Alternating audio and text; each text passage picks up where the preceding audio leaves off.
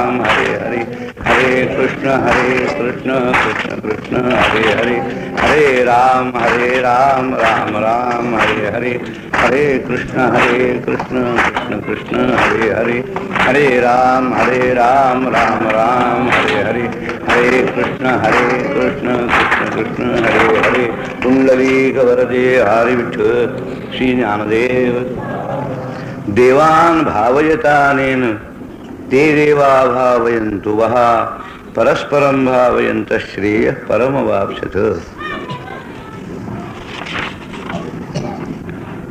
तैसा स्वधर्म रूप मखू हाच सेव्यू तुम्हा ऐकू ऐसे सत्यलोकनायकू म्हणता झाला. हा जो प्रवचनाचा श्लोक आहे हा गीतेच्या 3ऱ्या अध्यायातला 11वा श्लोक आहे. या श्लोकाचा धावता भावार्थ ज्ञानेश्वर महाराजांनी त्याच्या संबंधानं काय लिहिलं हे सर्व आपल्याला सांगण्याच्या पूर्वी सुद्धा एक गोष्ट सांगणं आवश्यक आहे आणि ती म्हणजे आत्ताचा जो हा प्रवचनाचा प्रसंग आहे हा कोणत्या निमित्तानं आहे ते थोडंसं निमित्त आपल्या लक्षात आलं म्हणजे मी हा श्लोक प्रवचनाला का घेतला याची सुद्धा आपल्याला थोडीशी कल्पना येईल. हे आपल्या लक्षात आलं असेल की जरी लाऊडस्पीकर लावलेला असला तरी हे घरचं असं प्रवचन आहे.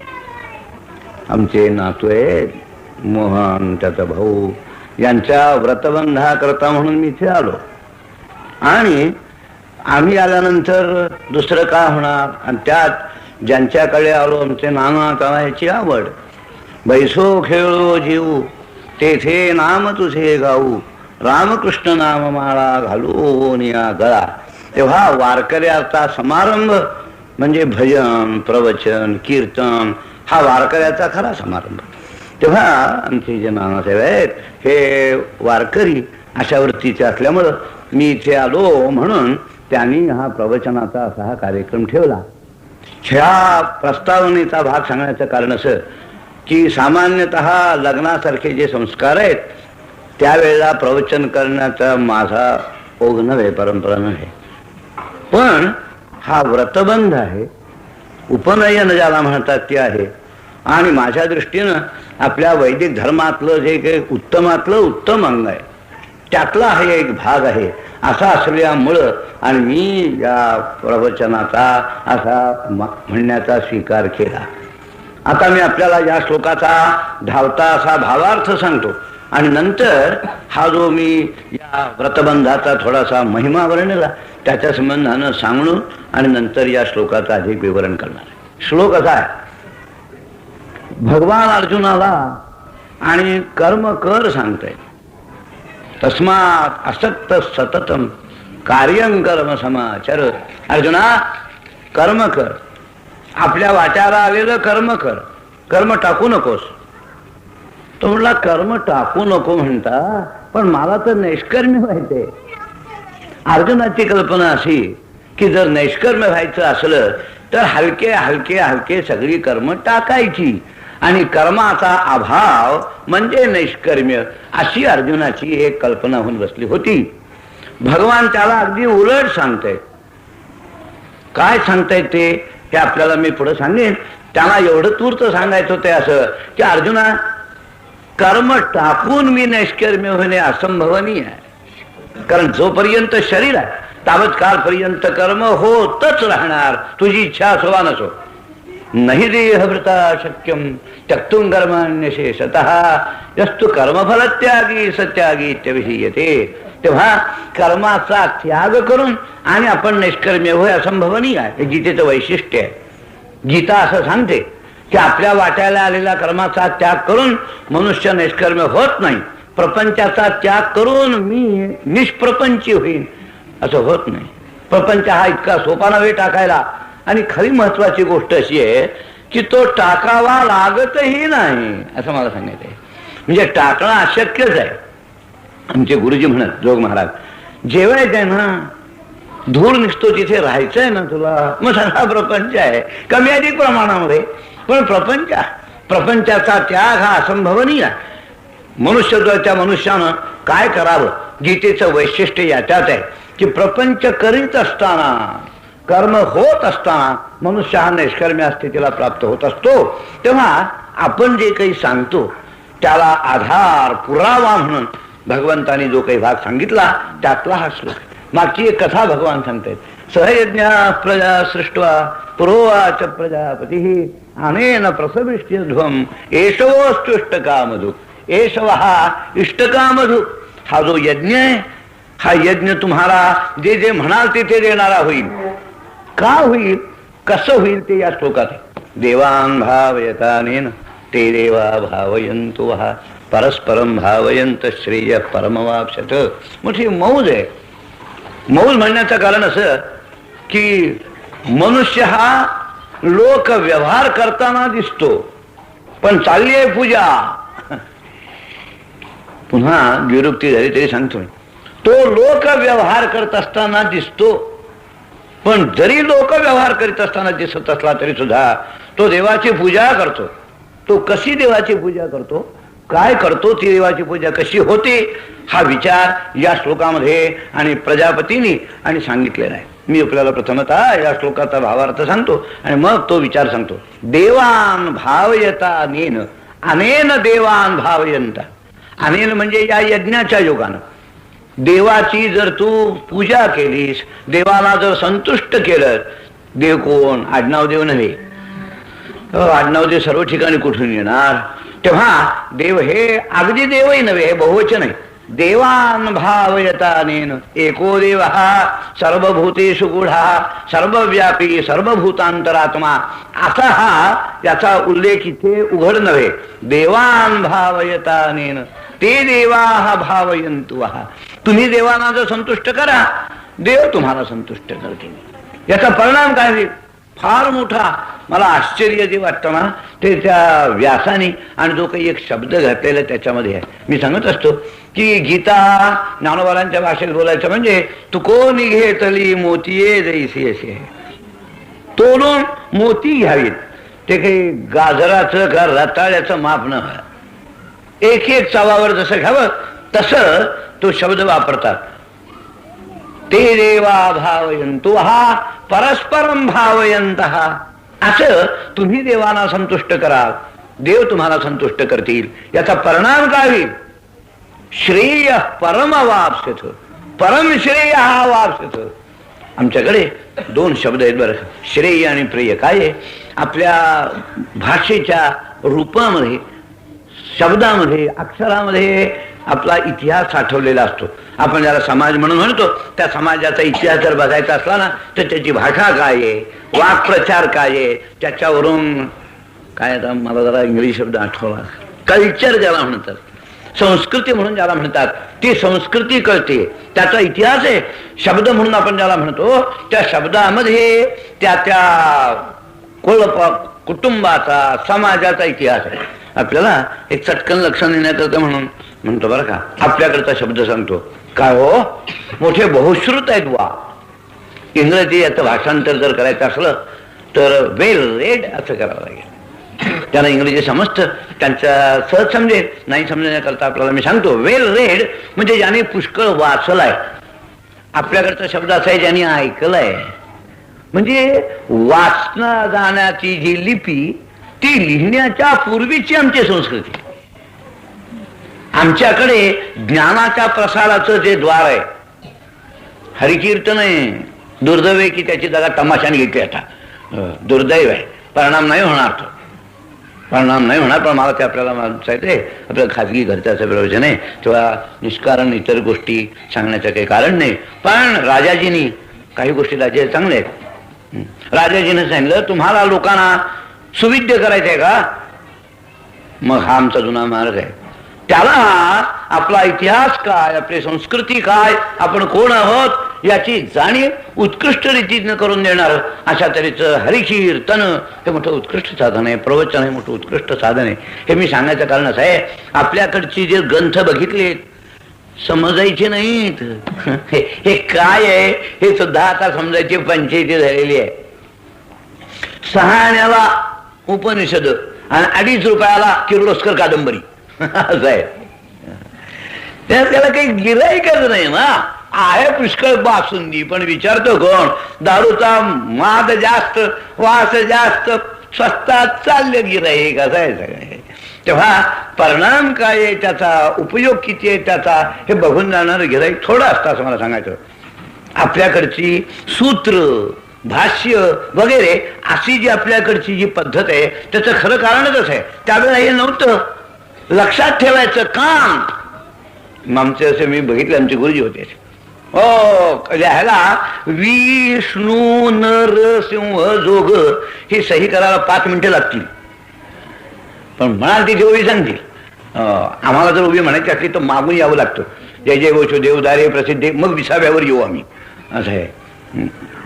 तसं काय बुद्धी धारणा, मी आपल्याला सांगण्याचा माझा हेतू असा आहे, आमच्याकडच्या संस्कृतीचा उगम हा बहुश्रुत या शब्दात आहे. आणि पाश्चात्य देशातली जी संस्कृती आहे ही सगळी छापायची, लिहायची विद्या आणि निघाली 13व्या-14व्या शतकाच्या त्याच्या सुमाराला. त्याचा प्रसार त्यावेळेला त्यांचा झाला. यामुळं मोठा मनुष्य वेल रेड म्हणतात. मी इतका जो सांगायचा, इतका व्याप केला, त्याचं कारण आहे श्रेय शब्द ह्या आमच्याकडे एक विशिष्ट अर्थ आहे. अन्य श्रेयोन्यदुतैव प्रेय वेनानार्थे पुरुषंसिनीता तयो श्रेया ददानश्च साधु भवति हीयते अर्थाजो प्रियो वृणीते. श्रेय आणि प्रिय, प्रिय म्हणजे आवडणार आणि श्रेय म्हणजे ज्याच्यात कल्याण आहे. लोकाला पेढा आवडतो, कोयनेलची गोळी नाही आवडत, पण ज्याला ताप आलाय त्याला ते श्रेयस्कर आहे. श्रेयस्कर पेढा नव्हे. तेव्हा श्रेय आणि प्रिय याच्यात फरक आहे. भगवान सांगतात श्रेय म्हणजे मोक्ष, परमश्रेय हा अत्यंत जीवाचा कल्याण करणारा असल्या तऱ्हेचा जो मोक्ष आहे, तो मोक्ष मिळतो कोणाला? देवान भावयतानेन ते देवा भावयन्तु परस्परम भावयंत श्रेय परमवाप्स्यत, परमश्रेय अवाप्स्यत, असा या श्लोकाचा अर्थ आहे. मला वाटतं मी का जरा विशेष रूपानं असा या श्लोकाचा अर्थ सांगितल्यानंतर आजच्या या प्रसंगाला मी हा श्लोक का घेतला याची आपण नेहमी श्रवण करणारी मंडळी आपल्याला कल्पना द्या. आपल्याकडे आपलं खरं शास्त्र संस्कारावर उभारलेलं आहे. अलीकडे आता आणि नवीन नवीन शास्त्र निघाल्यामुळे त्याला नवीन नवीन नावं उपलब्ध झाली. मी त्यातला तज्ज्ञ नव्हे, काही माहिती असली तरी मला आपल्याला ती सांगण्याचा हा प्रसंग नव्हे, पण मला असं सांगायचं की गर्भाधानापासून आमच्याकडे मुलाच्याकडे लक्ष देतात. हो, गर्भाधाना संस्कार आहे आणि मूल जे आहे हे मूल कसं निर्माण व्हावं. आताच वेगळं, आता शाळेत तमाशे करतात. शाळेच्या जागेमध्ये तमाशाचा महोत्सव, आणि कसा करतात? मुलांना शिस्त लागावी म्हणून. मोठी मौज आहे सगळी. हल्लीचा हा काळ असा विचित्र काळ आहे की ज्याच्यामध्ये त्याला मानसशास्त्र म्हणतात, त्याला काय समाजशास्त्र म्हणतात, त्याचं काही संबंध नाही आमच्याकडे. आणि मुलगा जो आहे, जमीन तुम्हाला पेरायचं आहे ना, मग पेरणी करायची असली तर जमीन कशी बघायला पाहिजे, आपण जे बीज पेरणार आहात ते कसं आहे बघायला पाहिजे. इथून जर तुम्ही त्याची काळजी घेतली तर आपल्याला जोंधळ्याचं एवढं कणीस मिळेल, पण जमिनीची मशागत करावी लागते. जमिनी जी आहे त्या जमिनीमध्ये जे बीज पेरायचं असतं ते लागत असतं. तसं स्त्री पुरुष संयोगात निर्माण होणारा जो जीव पुढे ज्याचा आविष्कार, ती भूमी काय आहे, पिता काय आहे, माता काय आहे, त्यांच्यावर संस्कार काय घडतायत हे बघणं हे वैदिक धर्माचं काम आहे. वैदिक धर्माने याच्या संबंधानं फार मोठा विचार केला आहे खरोखरी, पण आपल्याकडे पाहायलाही माहिती नाही, समजायचंही नाही. आमच्यातला मोठ्यातला पुढचा संस्कार मला काही सांगायचं नाही. एक मोद म्हणून सांगतो आणि मग पुढचा भाग सांगतो. आपल्यामध्ये वरात असते. वरात, ते वरात काय चीज आहे काय कळायचं सुद्धा नाही कोणाला. आता पुढे आपली क्षमा म्हणून नाटकात सुद्धा करायचं नाही, बरं का. नाशिकातला पुढचा भाग असेल कदाचित, बरं का, पण वरातीच्या भागाला काही इतकं नाशिक प्रसिद्ध नव्हतं, हल्ली ते नाही घालायचं. तेव्हा मला सांगायचं वरात काय आहे, काही माहिती सुद्धा असणार नाही आपल्याला. वरातीमध्ये आणि ताम्हणामध्ये अग्नी घेऊन जायचा असतो. ती जी नवरा आणि बायको वधूवर चालतात त्यांच्या पुढे अग्नी असतो. अग्नी आपल्याला फक्त मढ्याच्या पुरता, मी मगाशी बोललो नाही स्पष्ट, आपल्याला फक्त मढ्याच्या पुरता दिसतो. पण खरं असं आहे की जे पूजन होतं वरात, त्या वरातीमध्ये 2 अग्नीचं ऐक्य आहे. आणि मग तो अग्नी जाऊन आणि मुलाच्या तिथे घेऊन जायचा. आणि त्याच्यानंतर तिथे पुन्हा पूजन आहे. आणि आपण अशी कल्पना करा, इतकेही लोकांना कळत नव्हतं का की तिथे आपल्याला राखेची बाटली मिळेल, लाकडं मिळतील, काळी बेटी मिळेल, इतकं का कळत नव्हतं. खरं या अग्नीवर दहन आहे. हा जो अग्नी न्यायचा त्या अग्नीवर दहन आहे असं खरं शास्त्र आहे ते. आता जर कोणी एखाद्या वराती मध्ये असे तामनात विस्तव धरला तर काय म्हणतील लोक, म्हणतील मॅड आहे जरा काय करते काय मूर्ख आहे हा. पण खरं असं आहे. आता त्याच्याऐवजी आणि फुलबाजा आणि चंद्रज्योत तन्नरी मूळचं गुप्त झालं सगळं. जसं मुलाची मुंजी असली ना, वडील म्हणतात 9:45ची गाडी गाठायची, त्याच्या आत आटपा.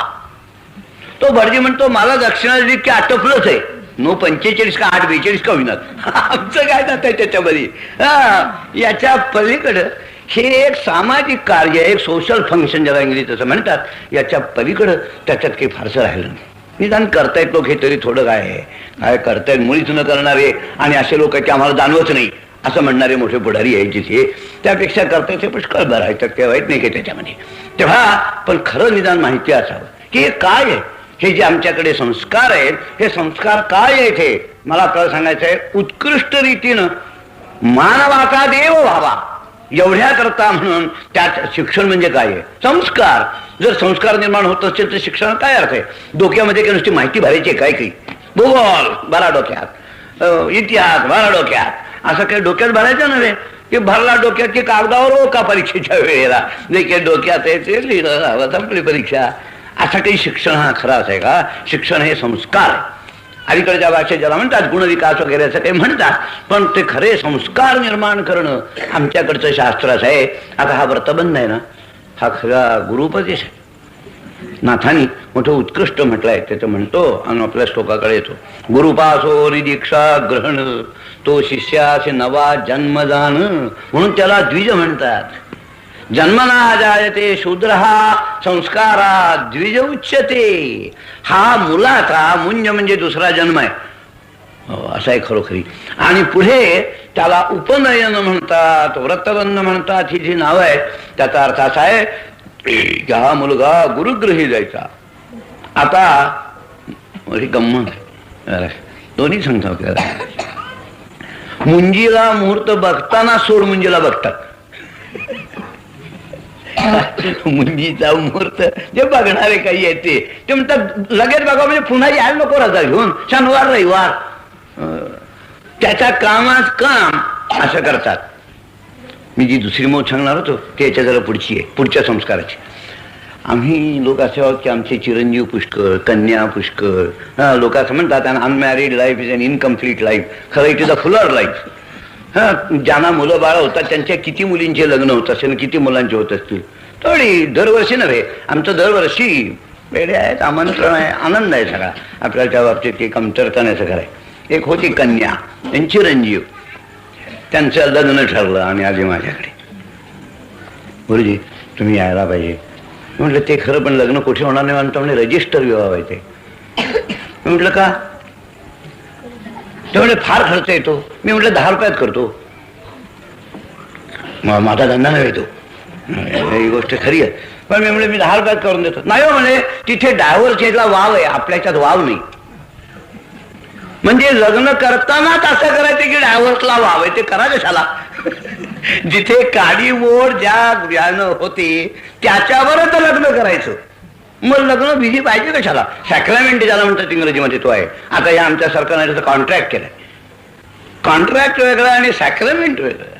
तो काही करार आहे भाई, लग्न हा करार नव्हे. आमच्याकडची त्याच्या संबंधाची फार मोठी उच्च भावना आहे. दुर्दैवानं आपलं जे सरकार कायदे करताय ते, आणि माणसाला उघड सांगायचं आपल्याला, मी तुमच्या दिखत नाही, अगदी महामंत्र्याच्या दिखत सुद्धा सांगणार मनुष्य मी आहे की आपल्याकडचे जे कायदे आहेत हे दुर्दैवानं आणि तिला मदत करणार होते, आणि तिला मदत करणार होते. तसं आहे खरोखरी सांगायचं आपल्याला. म्हणजे हा करार नव्हे, हा विधी आहे. विधी आणि करारात फार अंतर आहे. जसं प्रेय आणि श्रेय याच्यात अंतर आहे, तसा लग्न हा विधी आहे, लग्न हा करार नव्हे.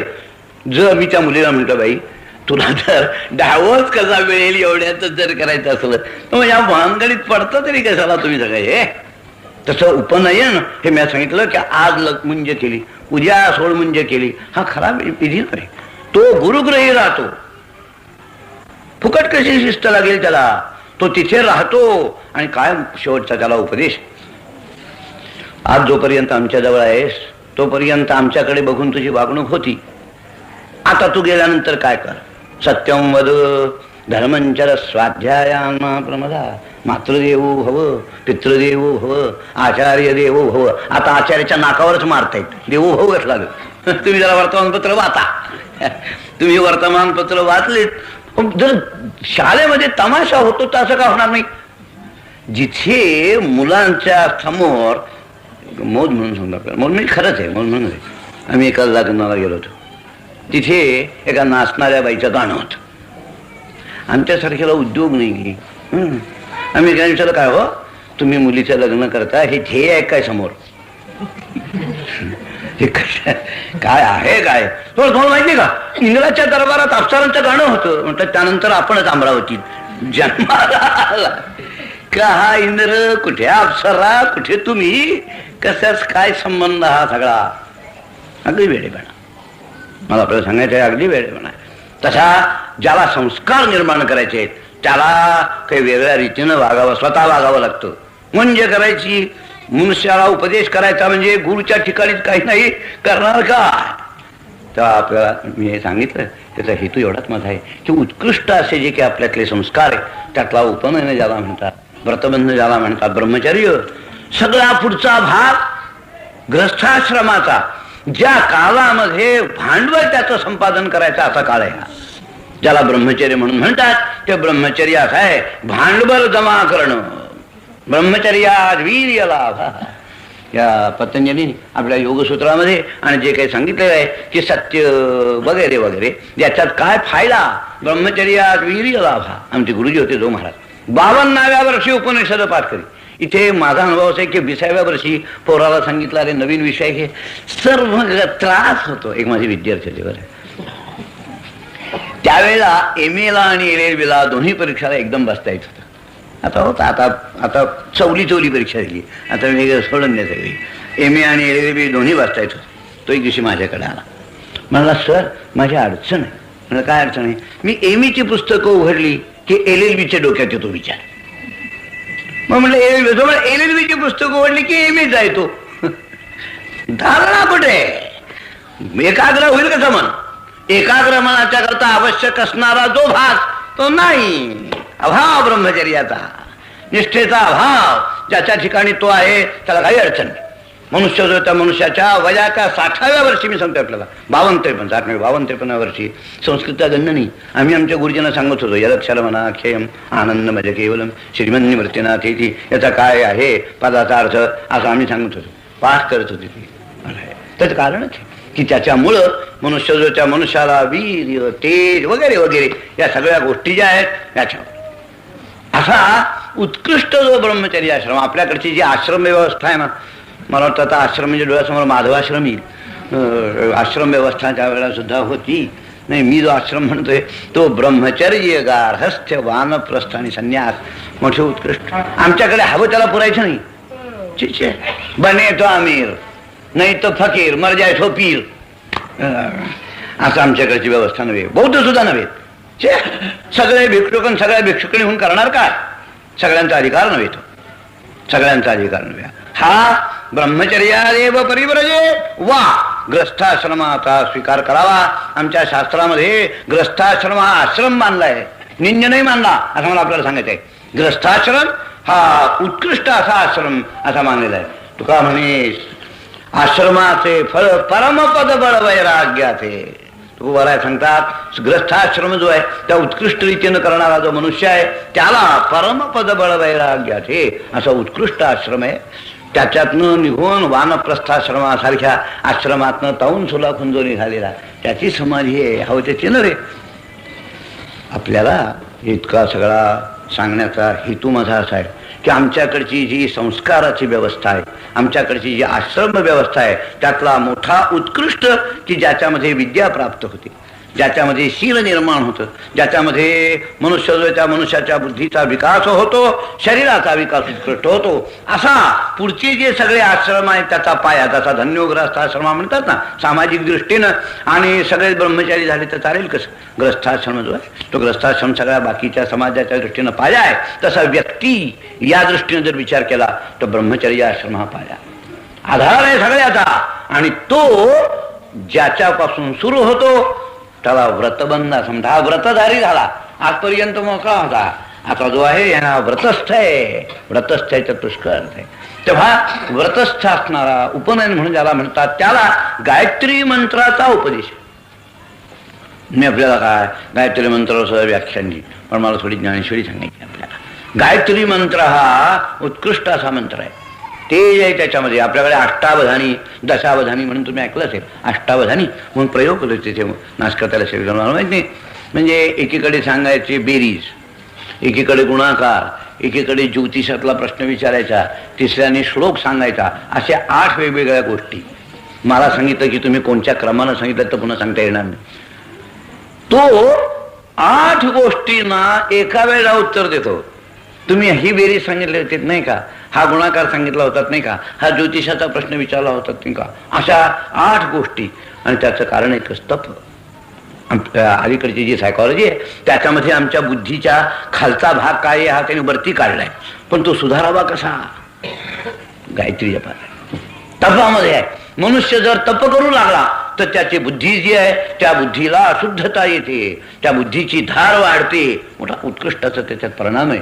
आपला समाज उत्कृष्ट व्हावा एवढ्याकरता, उत्कृष्ट माणसं निर्माण व्हावी एवढ्याकरता म्हणून जी काही आमच्याकडची व्यवस्था आहे त्या व्यवस्थेतला हा एक मोठा उत्कृष्ट असा भाग. आणि ज्याच्यामध्ये मला आपल्याला सांगायचं आहे ते असं की असा तयार झालेला हा ग्रस्थाश्रम स्वीकारतो. ग्रस्थाश्रम स्वीकारून आपण ज्या समाजात आहोत त्या समाजाला उत्कृष्ट अशी संपत्ती संतती देतो आणि समाज जो आहे त्या समाजाचं वर्धन करतो. ही जी व्यवस्था आहे ती न मोडताना मनुष्य हा मोक्षाला प्राप्त होतो असं सांगायचं मला. माझं जर काही सगळं सांगणं असेल तर ते याच्याकरता आहे की सगळ्यांनी संन्यास कठीण आहे म्हणा. बोलता वाटे सोपे कठीण आहे. संन्यासाश्रमा सगळ्यांच्या करता नव्हे, सगळ्यांना सुखकर अशा तऱ्हेचा आश्रम याचा अर्थच असा आहे. हा म्हणजे किंचित श्रमाच्या योगानं त्रास न होताना मनुष्य उच्च अशा पदवीला जाईल अशा तऱ्हेची जी व्यवस्था त्याला आश्रम व्यवस्था असं म्हणतात. भागवतामध्ये मोठा उत्कृष्ट श्लोक आहे तेवढा म्हणतो आणि आपल्याला सांगतो. लोके व्यवायामिषमद्य सेवा नित्यास्तु जंतोर नाही तत्र चोदना व्यवस्थितिस्तेषु विवाह यज्ञ सुराग्रहेरासु निवृत्तिरिष्टा. आसु निवृत्तिरिष्टा वेदानं जे सांगितलेलं आहे त्याचं ध्येय निवृत्ती. हलके त्याला प्रवृत्तीतून निवृत्तीत आणणं. हलके त्याला माहिती एकदम टाका म्हणतं कोण टाकेल? हे पोरं आहेत. यांना सांगितलं गप बसा, नाही बसणार. क्रिया करीत राहणं हे त्यांचं स्वरूप आहे. तसं इंद्रियांचा बाहेर काय परांची खाणी व्यतरण स्वयं या विषया वाचो निकाही आणि सर्वथा रम्य नाही ऐसा स्वभावाची पाही इंद्रियांचा.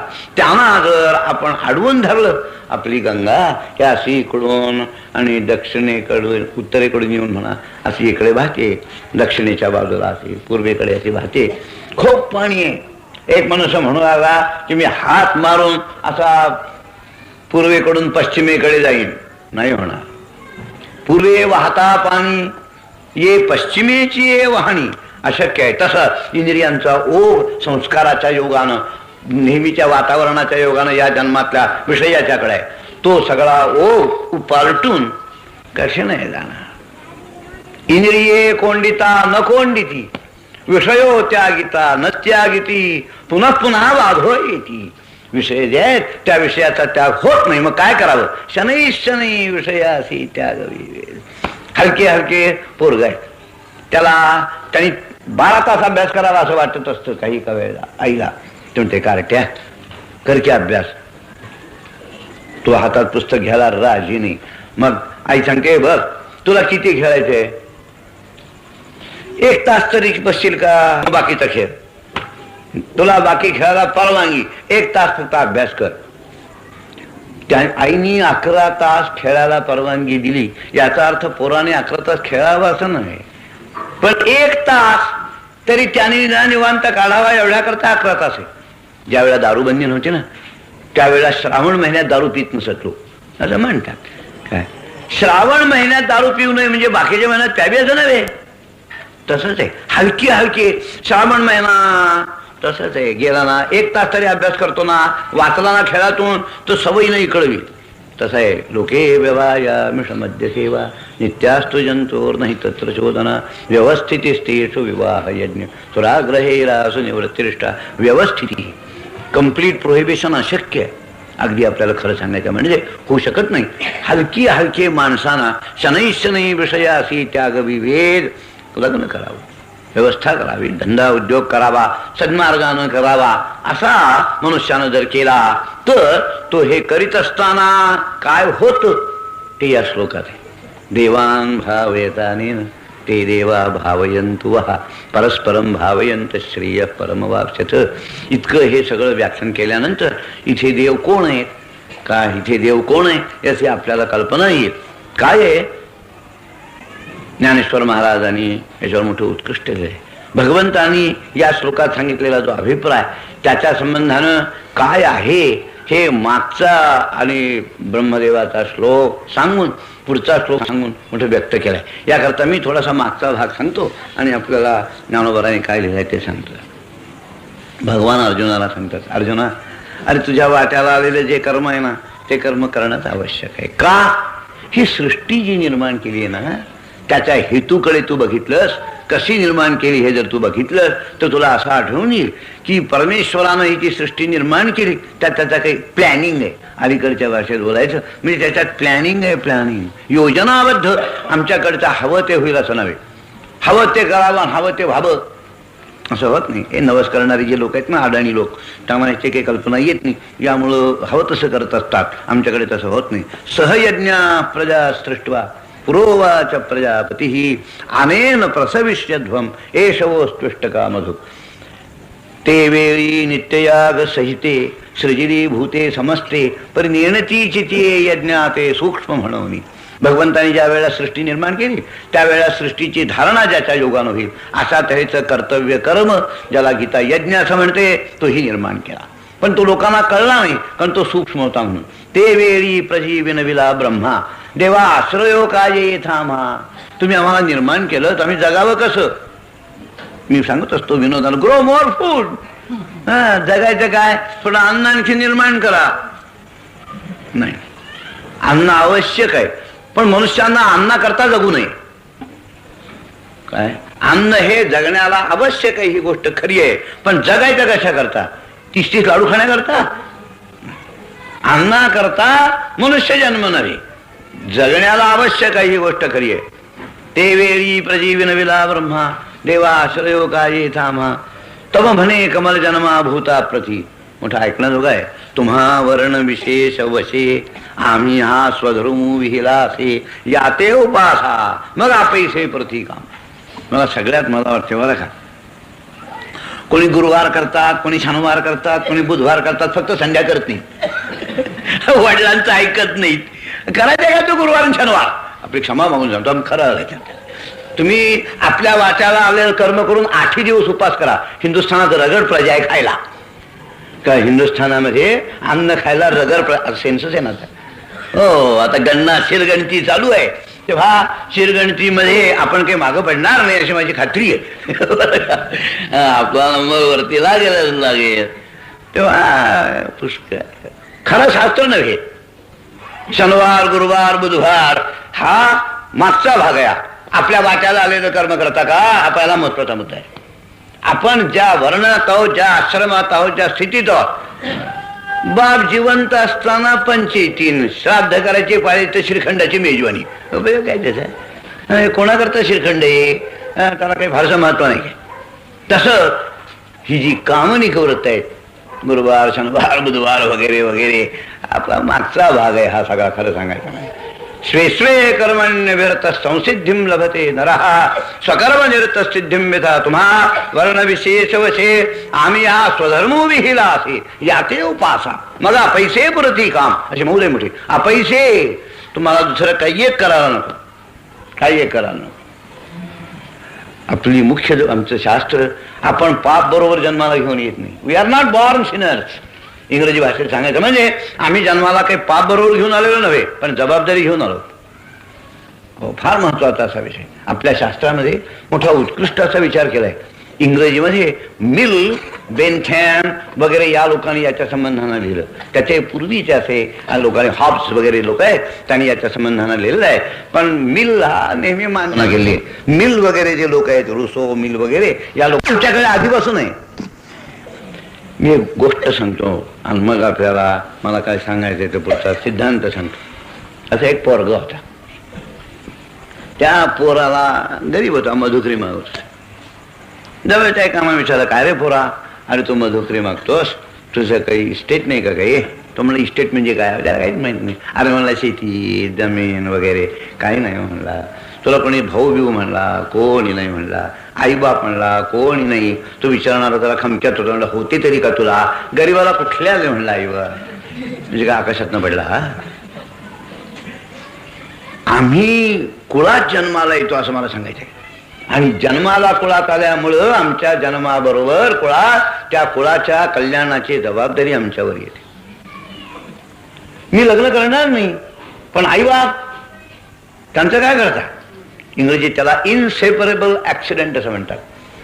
म्हणजे माझा जन्म आमच्या कुळात झाला हे काही मला आत्ता सांगता येत नाही का झाला म्हणून कारण आहे त्याला पण झाला हे खरं आहे. मी दत्त गेलो तरी पहिला जन्म कसा बदलणार. दत्त जरी दिला तरी जो पहिला बाप तो बाप त्याला काही इलाज नाही काही. तसा आम्ही कुळात जन्माला येतो. कुळ हे समाजाचं घटक आहे आणि यामुळं कोणीही व्यक्ती आपल्या कुलातली आपली जबाबदारी आपल्या समाजातली जबाबदारी त्यागून राहू शकत नाही.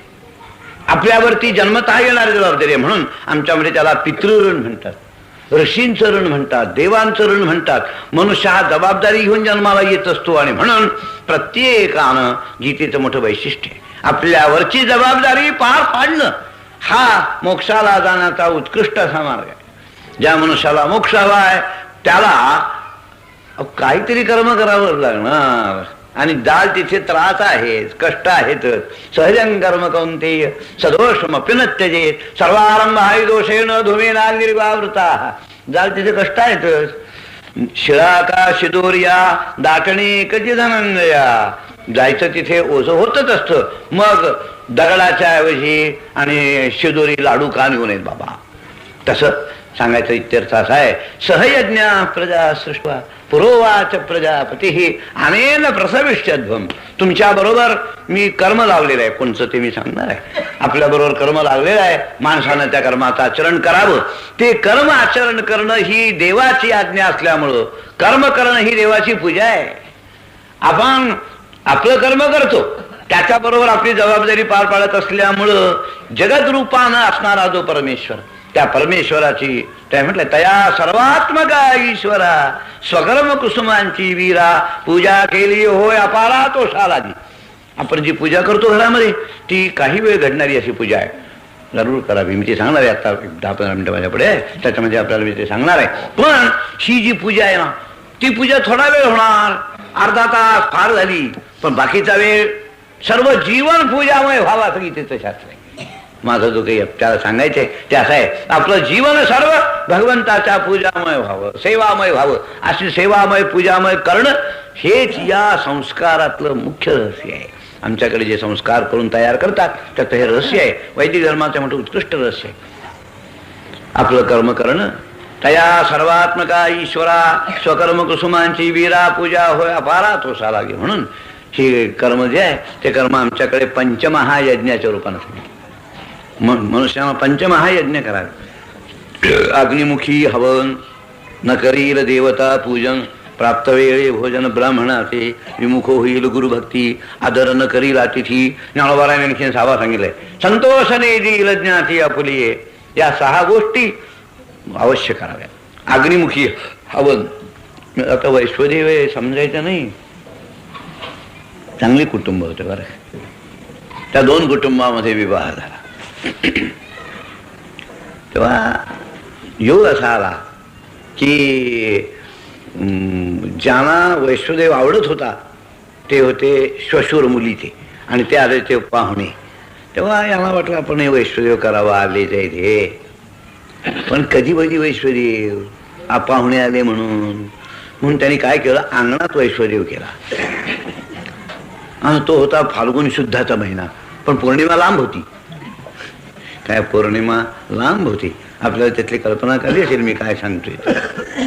असा अंगणात आणि असा अगदी स्पष्ट सांगा म्हणजे होळीवाला, असे जे घरोघरी होळ्या असत तसा होळीवाला असा वैश्वदेव केलेला. पानावर बसायच्या वेळेला बाळू नव्हता म्हणून वडिलांनी अरे बाळू ये. दुर्दैवानं बाळू जो पुढच्या दरबारी यायचा तो अंगणात न चाला.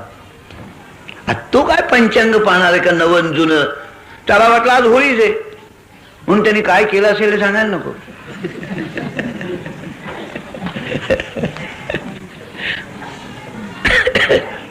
वडील आले बाहेर, काय झालं, पाहुणे आले बाहेर. पूर्ण शंख करायला काय झालं काय, तो म्हणला काय नाही दादा आज होळी ना, लख प्रकाश पडला.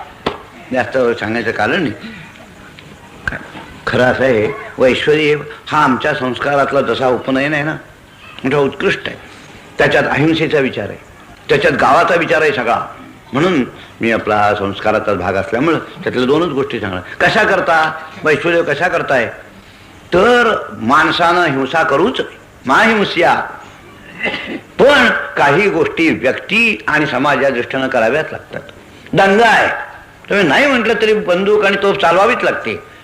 समाज आहे ना त्याची अहिंसा वेगळी, ब्रह्मनिष्ठाची अहिंसा वेगळी. आपण लक्षात ठेवा काय ब्रह्मनिष्ठ जो आहे त्याची अहिंसा वेगळी, राजाची अहिंसा वेगळी, तुम्ही आम्ही अशी सामान्य माणसं आहोत आपली वेगळी.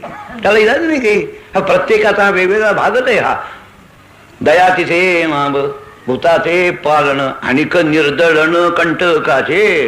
राज्य करायचं आहे ना, राज्य करायचं मला फाशी दिलं पाहिजे कोणाला, त्याला काही इलाज नाही काही. तिथे त्याची अहिंसा आहे ती. तुकाराम म्हणतात परपीडकतो आम्हा दावेदार विश्वी विश्वंभर म्हणून. तुका म्हणे नखे काढून टाकी जती सुखी. त्याला काही इलाज नाही. आपलं अंग आहे, नखे माझ्यातला भाग ही गोष्ट खरी आहे, पण असं केलं की त्याला रोग होतो ना, याला काय करता तेव्हा ते काढून टाकणं आवश्यक आहे. मी आपल्याला हे सांगण्याचं कारण असं आहे की आपण म्हटलं नाही तरी सुद्धा दिवा आहे. आम्ही दिवा लावला, काही प्राणी येऊन मरतात, त्याला काय करता, पाणी उघडं ठेवलं, पाणी येऊन पडतात त्याच्यामध्ये, काढताना झाडताना अशी नकळत जी सुद्धा हिंसा होते त्याचा विचार आमच्या शास्त्रात केलाय. आणि हा जो वैश्वदेव आहे ना, पंचसुना दोष परिहारार्थम प्रातःसायं वैश्वदेवंच तंत्रेण करिष्ये. मला जाणीव आहे सर्व भूतात्मा. काय आपल्याकडचं एक मौज आहे, घर बांधायचं आधी भूमिपूजन करतात. वेळासारखंच आहे, दिसायला वेळासारखं आहे, पण त्याच्यामध्ये मोठा अर्थ आहे. पण मी आपल्याला तो काही भूमिपूजनाचा आता अर्थ सांगायला बसलो नव्हे. मला एवढं सांगायचं आहे, आमच्या कल्पना अशी आहे की तुझ्यावर हे बांधायचं आहे ना, मी तुझी पूजा करतो, तुझा आधार घेतो. मला जाणीव आहे मी आता खणणार, मला हे खाण्याच्या याची जाणीव आहे, पण मी काय करतोय याची जाणीव असल्यामुळं मी पहिल्यांदा पूजन करतो, मग बांधणार त्याच्यावर. तसा मला जाणीव आहे की दिवा लागणार. मी अहिंसक आहे, माझी वृत्ती लोकाला त्रास देण्याची नाही, कोणी प्राणी मरावा अशी माझी इच्छा नाही, पण करणार काय, मी जगतोय ना. अशा स्थितीमध्ये जी होत आहे ती समष्टीच्या रूपामध्ये असल्यामुळं मी समष्टीला होते. असा वैश्वदेव हा आपल्याकडनं न होणारी न थांबणारी आहे ही हिंसा त्याच्याकरता आहे. एक कुटुंब होतं, मग त्यासारखे चांगले होते ती. तेव्हा आले आणि त्यांनी असं बघितलं की काय यांच्याकडे वैश्वदेव वगैरे होत नाही, संध्या वगैरे करतात. म्हणून त्यांनी त्याला काय हो अहो तुम्ही वैश्वदेव करीत नाही, अहो तुम्हाला माहिती काही का म्हणला, वैश्वदेव मला नव्हे, मला अजून अधिकार नाही त्याचा. का तुमची मुलगी ही माझी पहिलीच सून आहे, 5 सुना आल्या म्हणजे करायचंय. पंचसुना दोष परिहारार्थम प्रातःसायं वैश्वदेवंच तंत्रेण करिष्ये. सुना म्हणजे वधस्थान अर्थ आहे. ही आपली मराठीतली सुनबाई नव्हे काय, ही मराठीतली सुनबाई नव्हे काही. पुढचा ऐका आपण. काय उत्कृष्ट असे संस्कार आहे. आता तर ग्रस्थाश्रम सांगू का, त्याच्यावरून आपण समाजाची पुरी कल्पना करू नका बरं. कारण आम्ही गावोगाव हिंडतो आणि माझा अनुभव असा आहे की अजून आपल्याकडे आदरातिथ्य आहे. आपल्या देशामध्ये आपले जे संस्कार आहेत पूर्वीच्या पासून चालत आलेले हे इतके उत्कृष्ट आणि अजून स्थिर आहे की अजून सुद्धा आपल्यामध्ये आहे. पण आता बदलत चालय काल परत्वानं. काही देशाचा इलाज नाही. एका ग्रस्त एकाकडे गेले, थोड्या उशीर आलात तुम्ही, काय झालं, आम्ही तो डबाच मागवतो. उत्तम ग्रस्थाश्रम. म्हणजे तिसऱ्या पाहुण्याचं सुद्धा प्रवेशाची पंचायती आहे खायला. गेला घास डावा, ती गेली नर्स म्हणून, हे गेले मास्टर म्हणून. आता काय पाहुणा येतोय कसला कसला ग्रस्थाश्रमाला, धन्य ग्रस्थाश्रमा कसला आला. ठीक आहे म्हणायचा ग्रस्थाश्रम, जास्त व्याख्यान करायचं नाही माहिती. खरं असं आहे की वैश्वदेव केल्यानंतर, आहुती आज दिल्यानंतर तेवढी माणुसकी महाराज तो बाहेर येऊन उभा राहतो. कशा करता बाहेर उभा राहतो आणि किती वेळ राहतो आपल्याला मोजदा दे. वैदिक धर्म हा अत्यंत सूक्ष्म विचार करणार आहे. ही जी जॉमेट्री ज्याला भूमिती म्हणतात ती या यज्ञातनं निर्माण झालेली आहे खरी. आता पाश्चात्य, आता लोक बदलले. जसं पूर्वी एका ग्रस्तानं लिहिलंय, excepting the forces of nature nothing moves in the world whose origin is not to be found in the Hellenic country. इतकं उन्मत्त असं भाषण त्यांना लिहिलेलं आहे बरं का. पण खरं असं आहे की जी भूमिती आहे ही आपल्या यज्ञातनं निर्माण झालेली आहे. यज्ञाकरता कुंड करतात तसा आमच्याकडे आपण बघा किती वेळ उभं राहावं शास्त्र आहे. हवं तितकं नव्हे. कशा करता बाहेर जायचं, नाका तोंडात धूर गेला म्हणून नव्हे. नाही नाही, कशा करता आहे का आपण अतिथी महाकांक्षेत, त्याने बाहेर उभं राहून गावात ज्याचा जेवायची सोय नाही असा गावचा जो पाहुणा आहे त्याची वाट पाहावी. हा गावात त्यावेळेला इतके हॉटेल नव्हती.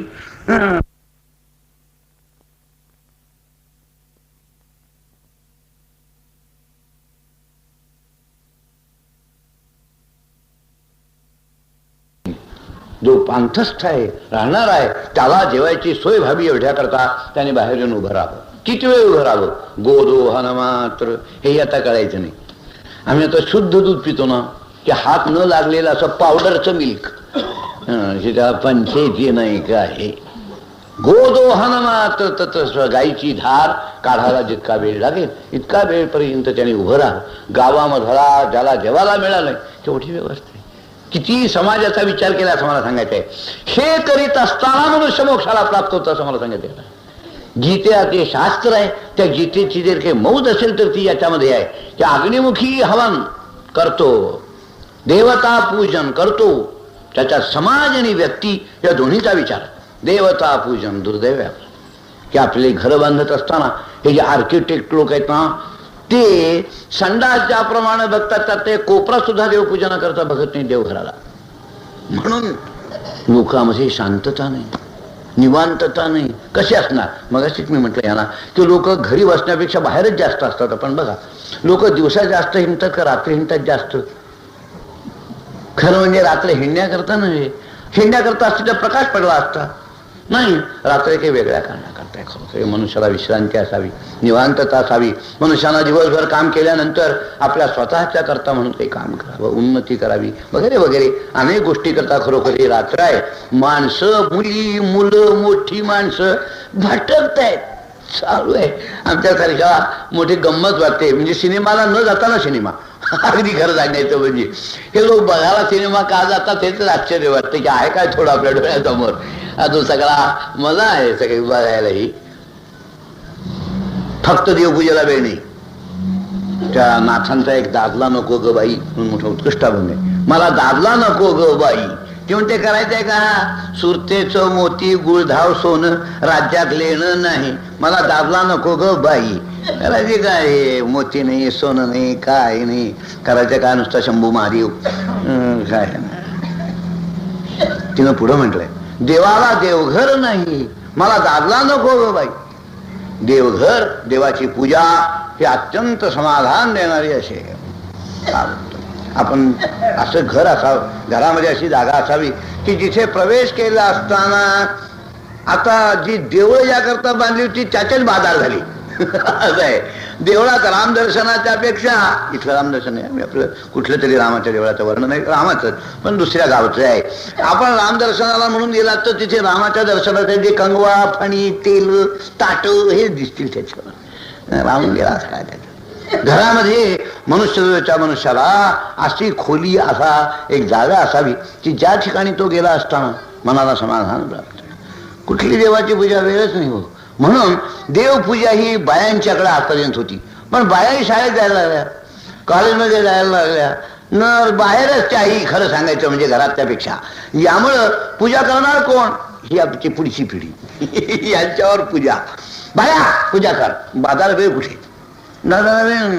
पण दादा तरी यांचाच मुलगा ना, मग तोही तशीच पूजा करतो. एकदा असा प्रसंग आला की दुर्दैवानं त्या घरामध्ये 50-60 देव होते. यात्रा मात्रा केलेल्या ते टाक समजेल मला वाटतं, लिहिण्याचा टाक नव्हे बरं का, तो एक देवा टाक म्हणून असतो असा पितळीचा, तांब्याचे असे काही टाक, काही मूर्ती असं मिळून जवळजवळ 70-72 देव होते घरामध्ये. वडिलांना वेळ नव्हता. त्यांनी सांगितलं, बाळू आठवड्याभर तुला पूजा केली पाहिजे. बरं. त्या दुर्दैवानं आठवड्यामध्ये बाळू होता, त्या बाळूची परीक्षा आली. आता काय करता, यांचा साहेबाला कचेरी तपासण्या करता बाळूची परीक्षा आली. आता काय करावं? पण बाळू यांच्यासारखा हुशार, यांच्या डोक्याचा त्याने विचार केला, 70-72 देव याच्या प्रत्येकाच्या डोक्यावर पाणी घालण्यात किती वेळ झाला, त्यापेक्षा बादलीतच टाका ना. नळ नव्हते त्यावेळेस बरं का, विहीर होती, तेव्हा बादलीमध्ये सगळे देव घातले त्यांनी आणि ती बादली दिली सोडून पाण्यामध्ये आणि अशी दोन्ही खेचली. तो झालं काय, जे 72 देव घातले होते त्यातले खेचल्यामुळं 2-3 जे टाक होते तरंगत होते ते गेले. बाळू तसा वेडा नव्हता. त्यांनी बादलीत टाकताना ते सोडताना देव मोजून टाकले होते. जेव्हा सोडली बादली तेव्हा होते 72, काढले त्यावेळेला झाले 69. त्याच्यावरचे जुने संस्कार शिल्लक होते काही, म्हणून त्यांनी देवांना भस्म लावून ठेवून दिलं. दादाने विचारलं, बाया पूजा झाली? म्हणलं आजच झाली नाही. म्हणलं आता 9 दिवस तुम्हालाही त्रास नाही मलाही त्रास नाही, तुम्ही आम्ही पिढो जेणे दोन्ही वारती एका. तो म्हणला असं काय झालं? दादा म्हणला 3 देव मेले. तेव्हा सुटका सुतक पिटलं तिने 10 दिवस तुम्हालाही नाही मलाही नाही. देवाला म्हणला सुतक आलाय, त्याला भस्म लावून ठेवलाय. आता काही पंचायती नाही. काय कुठली पूजा आली, काय घेऊन बसलात सगळे. बापालाच नाही तर लेकाला येईल कुठून असं मला सांगायचंय. खरं असं आहे त्याच्यामध्ये आपण ज्याला वळण म्हणून म्हणतो ते शाळेत किती लावणार. खरं आपल्या घरामध्ये ज्याला म्हणून वळण म्हणतो त्याचं आहे. बापालाच पूजेला वेळ नाही, संध्येला वेळ नाही, पत्ता नाही, होणार का? खरं असं आहे, पतंजलीचं मोठं सूत्र आहे. पतंजलीने असं म्हटलंय की आपण जी पूजा करायची त्या पूजेचा परिणाम काय. त्याने सांगितलंय, मन स्थिर व्हावं असं वाटतंय का, मग ईश्वर प्रणिधानाद्वा देवाची पूजा करावी मनुष्यानं समाधानपूर्वक. आता पूजे म्हणजे काय, ठीक आहे, एकीकडे पूजा चालली आहे, दुसरीकडे गप्पा मारतातच आहेत. कुठपर्यंत आलाय अपील? तू अपील चालवतोयस का देवाची पूजा करतोयस? एक काहीतरी होईल काय, 2 गोष्टी कशा होतील. आमच्या एक नातेवाईक होते बरं का, मोठे ग्रस्त, त्यांच्याकडे एक ग्रस्त आले, हे जेवायला बसले होते. आता जेवताना एक घास तरी खाईल मनुष्याने तर बोलेल तरी. मी त्यांना म्हटलं एक बोला तरी नाही तर खा तरी, दोन्ही कसं होईल. तसं अपील तरी चालेल तर देवाची पूजा तरी होईल. कुठपर्यंत भाजी शिजत आली आहे, सासूबाई तुम्ही पूजा करता का भाजीच्या कडेला तुमचं काय कर. देवघर पूजा हे आपल्या करतायत. मी सांगितलं तर मला वाटतं काही जास्त होणारच नाही. आपल्याला जर फार वेळ नसेल तर देव काढून टाकण्याच्या ऐवजी भिक्षुकाकडनं पूजा केली तर चालेल. पण खरं सांगायचं म्हणजे आपल्या करताय पूजा. भिक्षुकाच्या द्वारा, भटजीच्या द्वारा हा गौण पक्ष आहे. जेवता तुम्ही तुमच्या करताना का भटजी जेवला म्हणजे तुमचं पोट भरलं? भटजी जेवला म्हणजे तुमचं पोट जर भरत असेल तर मग भटजीने पूजा केलेली तुमचं काम आहे. म्हणजे भटजीला त्याची 4 आण्याची दक्षिणानं ओटीवर बसून लोकांच्या मुंड्या मळकडून 100 रुपये मिळवायचे. करतायत काय? 100 रुपये मिळवायचे बाहेर आणि 4 आणे दक्षिणा द्यायची, इतका देव फायद्यात पाडायचा. ठीक आहे ना, ठीक आहे. हा खरा धर्म नव्हे. धर्माचं रहस्य जाणून मनुष्यानं करावं लागत असतं असं मला सांगायचं आहे. देवपूजा आपल्या समाधानाकरता. आपल्या निवांत ते करताय की ज्या ठिकाणी मनुष्य गेला असताना त्याला अंतर्मुखता प्राप्त होईल. खरं त्याचे शिवो भूत्वा शिवम यजे, पूजा करता करता त्याच्यामध्ये न्यास आहे. अंगुष्ठा ग्रेदो गोविंद तर्जन्या मध्यमाया मृषी करून म्हणतात काय हे काही हातावरून वाळवलेलं गेलं काही, ही अशी बोटं काय हलवते ती, हे काय करते ती, काय नाक धरतात काय, म्हणजे प्राणायामही कळत नाही. नाक म्हणजे एरंडेल तेल पिण्याकरताच धरायचे, यापेक्षा त्याला काही शिल्लकच राहिलं नाही. काही काय नाही, अत्यंत अधोगती. मी सांगत असतो संध्या गेली यात मोठं वाईट आहे. राज्य गेलं तर काही वाईट वाटणार नाही असं म्हणणार मनुष्य मी. काय राज्य गेलं तर काही वाईट नाही वाटणार आहेत, कमी येईल म्हणा जर आपण तप घालवलंच ना. काय सत्येन लभ्यस्तपसा शेष आत्मा सम्यक ज्ञानेन ब्रह्मचर्येन नित्यम. उपनिषद दृष्टे ऋषी यांचा जे संदेश असला ब्रह्मचर्य तप याच्या योगाने समाजाची जी उन्नती होते ती कायद्यानं होत नाही, ते नुसत्या लोकांना होत नाही, ते आचारानं होते, संस्कारानं होते. अग्निमुखी हवन न करील देवता पूजन प्राप्त वेळे भोजन ब्राह्मणाचे. ब्राह्मण जो आहे त्याला त्याची व्याख्या आहे. ब्राह्मणाचं कर्तव्य कर्म त्यांनी सांगितलं आहे. ब्राह्मणस्य तु देहोयम क्षुद्र कामाय निश्चते कृच्छ्राय तपसे चेह प्रेत्यानंत सुखाय. भोगा करता नव्हे, त्यांनी तप करावं, ज्ञान संपादन करावं, जगाला द्यावं. असा जो ब्राह्मण आहे विधिविनयदिकी गुणी वडील जे लोकी, त्या ब्राह्मणाची निकी पायकी की त्याच्याकरता हे ब्राह्मणाचं जे रक्षण सांगितलेलं आहे ते विद्येच्या करता आहे, ते समाजाच्या करता आहे. तो समाजाला देतो. आपण काही त्या मी सांगत असतो ब्रह्मचारी आहे ना भिक्षा मागायचा अधिकार आहे, संन्यासी आहे ना भिक्षा मागायचा अधिकारी आहे, ग्रस्ताश्रमी आहे ना नाही. तिचे सगळा धंदा उद्योग सगळा चाललेला आहे. अशा स्थितीमध्ये त्याने काय म्हणून भिक्षा मागावी. समाजाची भिक्षा वेगळी, समाजाच्या करता भिक्षा मागणं वेळ, आपल्या पोटाकरता भिक्षा मागणं वेळ. तुकाराम म्हणतं कडवा आहे का आपण. भिक्षा आणि व्यवसाय न दांडे करो असे पुढचं काला करी तो गाढव. तुकाराम बोचा फटकार आहे, तिथे काही पंचायती नाही काही.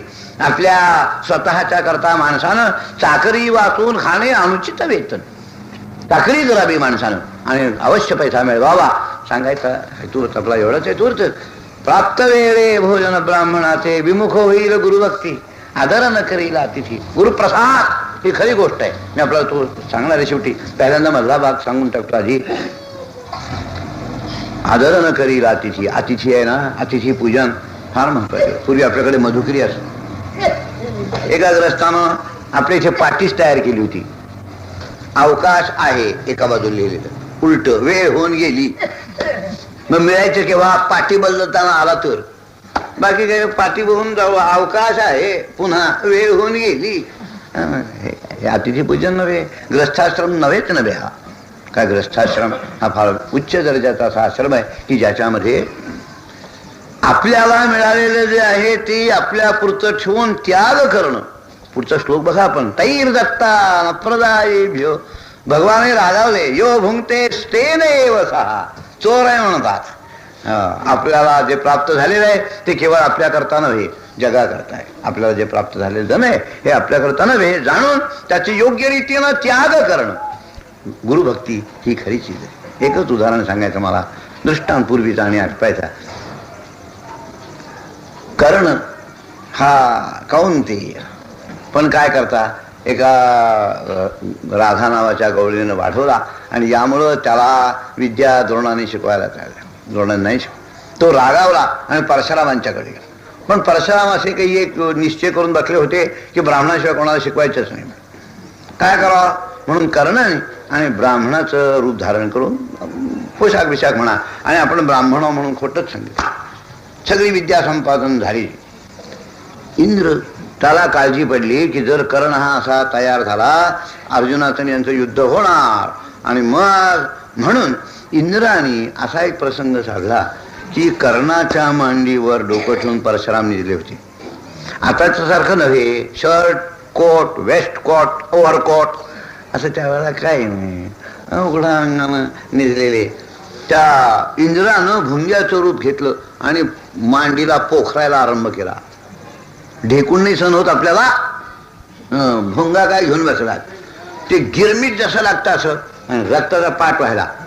तो गाल एरवी ते जरा लागलं गरम असं काही थोडस जागे झाले. त्याने विचारलं काय रे, काय अंगाला काय लागते? नाही नाही म्हणला, भुंगा निघून गेला, त्याचं काम झालं. अरे लाल आहे आणि तुझ्या तिथून उगम होतोय, तू ब्राह्मण नाही, क्षत्रिय असला पाहिजेस, खरं सांगा. तो म्हणला मी करण आहे. मग म्हणला मला फसवून विद्या घेतलीस, तुला ऐन वेळा नाही उपयोगी येणार. गुरुप्रसाद ही खरी चीज आहे, काही नको जास्त. अगदी आपल्याला खरं सांगायचं म्हणजे काही न करू नये असं नाही त्याचा. पण ज्याला आपण फळ म्हणतो, ज्याला मुकुट म्हणतो, गुरुप्रसाद. ज्ञानेश्वर म्हणतात विमुख होईल गुरुभक्ती.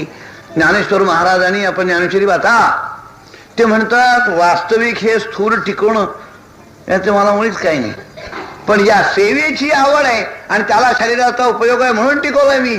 गुरुसेवे लागी ज्ञानोबा म्हणतात मला गुरुची सेवा करण्याच्या करता माझ्या अंतःकरणात प्रेम आहे आणि ती सेवा हे शरीर टिकवलं तर होईल म्हणून टिकवतो.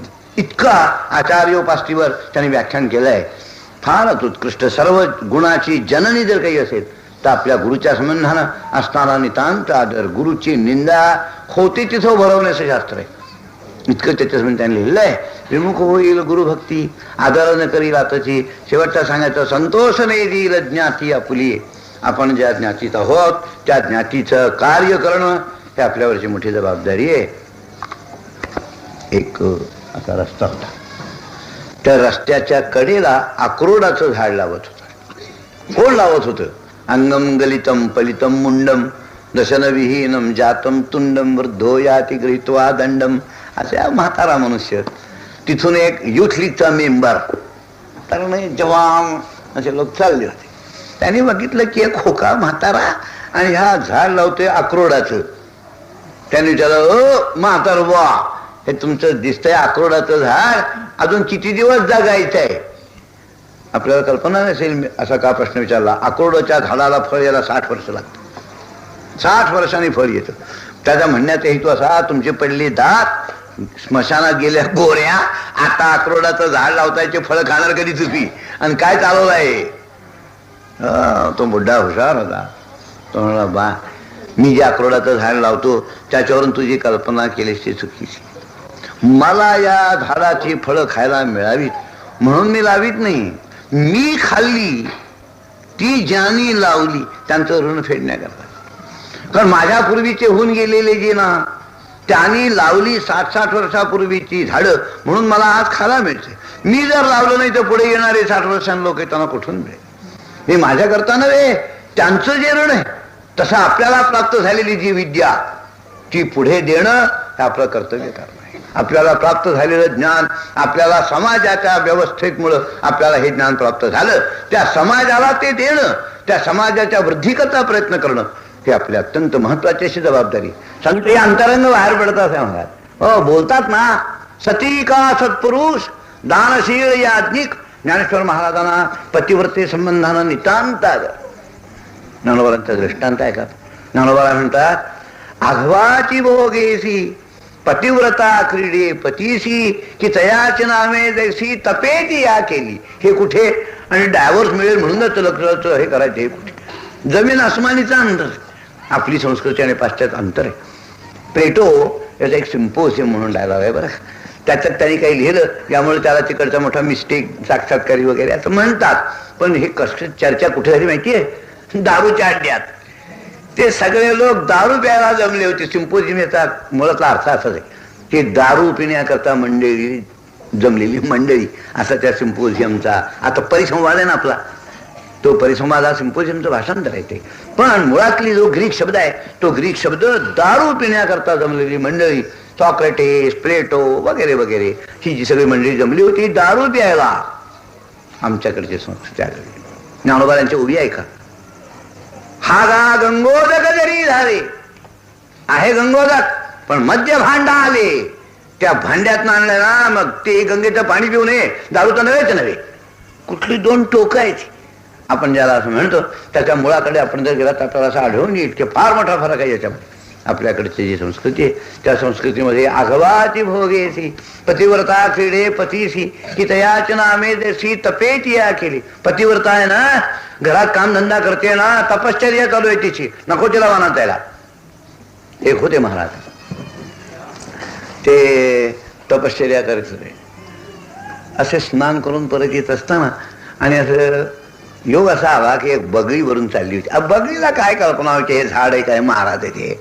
तिने विधी केला, तो यांच्या डोक्यावर पडला. पडल्यावर याने रागावून बघितलं, तो यांच्या तपश्चर्याचा जोर असा होता, ती जळून खाक झाली. त्यांना म्हटलं आता काय मिळवायचं आहे, डोळे वटवून बघितलं की खाक, यापेक्षा आणखीन काय मिळवायचं आहे. दिलं सोडून आले गावामध्ये. गाव असं काही होतं त्यांच्या भाग्यानं की तिथे पतिव्रता मोठी स्थिरात. हे जे माधुकरी मागायला गेले ते बाईकडे गेले. माई ओम भवती भिक्षां देही, ही वाढत होती आपल्या घरातल्या बायको मुलं नवरा वगैरे. ते म्हणजे महाराज थांबा, मी येते, माझ्याजवळ वाढत पुरं झालं. म्हणजे हे तपी गरम झालेले, मी आलो ना आणि सगळं काम टाकून येत नाही म्हणजे काय. तिने वाढलं ना आधी, ह्याचे डोळे वटरून बघू लागले. तिने सांगितलं मी बगळी नव्हे. तोही चांगला होता, त्याने रोटांगण घातलं. तो म्हणला जे झालं वनात ते दोघांनाच ठाऊकी, त्यातली एक आटपली, मी जिवंत तुम्हाला कळलं कसं. बगळी मेली, मी शिल्लक राहिलो आणि दुसरं कोणीच नव्हतं, हे कळलं कसं. अघवाची भोगेसी पतिव्रता क्रीडे पतीसी, ही तयाची नामे जैसी तपेची आखिली. त्यांच्यानं मला तुम्ही गुरुवा नाही, तो धर्मव्याध आहे काशीत, त्या व्याधाकडे जा, तो तुमचा गुरु आहे, तो तुम्हाला सांगेल कसंही. आपण भारत वाचा म्हटलं, चांगला असा ग्रंथ. या सगळ्या सांगण्याचा इत्यर्थ असा आहे की प्रपंचाचा आपल्या वाट्याला आलेलं जे कर्म आहे त्याचा त्याग न करताना ही ईश्वराची सेवा आहे या बुद्धीनं. आणि मनुष्य जो करतो यतः प्रवृत्तिर्भूतानां येन सर्वमिदंततम स्वकर्मणा प्रमभ्यर्च सिद्धिं विन्दति मानवः. काय होतं, परस्परम श्रेय जे आहे हे होतं त्याच्या योगानं. परमात्म्याचा जो संकल्प आहे त्या संकल्पानुसार आपण वागत असल्यामुळं देवाला आवडतं. तुकारामांचा अभंग आहे, कुळी कन्या पुत्र होती जी सात्विक, तयाचा हरिख वाटे देवा, गीता भागवत करती श्रवण, अखंड चिंतन विठोबाते. तेव्हा सात्विक अशी जी माणसं सत्वसंपन्न, ती आपापली जी क्रिया आहे ही क्रिया ईश्वराची सेवा आहे म्हणून करत असल्यामुळं ईश्वर संतुष्ट होतो आणि त्यांना प्रसाद देतो. काय बुद्धी देतो, वैराग्य देतो. देवाचा मोठा प्रसाद आहे. असा प्रसाद वैराग्य आणि बुद्धी प्राप्त झाली म्हणजे शनै शनै तो मुक्तीला प्राप्त होतो. त्या सर्व सांगण्याचा इत्यर्थ असा आहे की आपण ज्याला परमार्थ म्हणतो तो परमार्थ मनुष्य हा प्रपंचात राहून करू शकतो. गीतेचा जो काही तात्पर्याचा भाग आहे तो असा आहे, आपली जी संस्कार संस्था आहे चांगली आहे. आता व्रतबंधाचा हा आणि समय आहे. आमच्या नानांनी मोठं चांगलं केलं, आपण सगळी संत मंडळी जमा केली त्या ठिकाणी. आपल्या सगळ्या संत मंडळींचे मुलांना आशीर्वाद असावेत. आमचं जे शास्त्र आहे त्याच्यामध्ये आहेत, अकल्प आयुष्य भावे दया कुळा माझ्या सकळा हरीच्या दासा. जी जे काही भगवत भजन करतात, जे सन्मार्गानं चालतात, त्या सगळ्यांना संतांचे आशीर्वाद. कुंडली वरदे हरी विठ्ठल श्री ज्ञानदेव तुकार विठ्ठल विठ्ठल विठ्ठल विठ्ठल विठ्ठल विठ्ठल विठ्ठल विठ्ठल. कुंडली वरदे हरी विठ्ठल श्री ज्ञानदेव.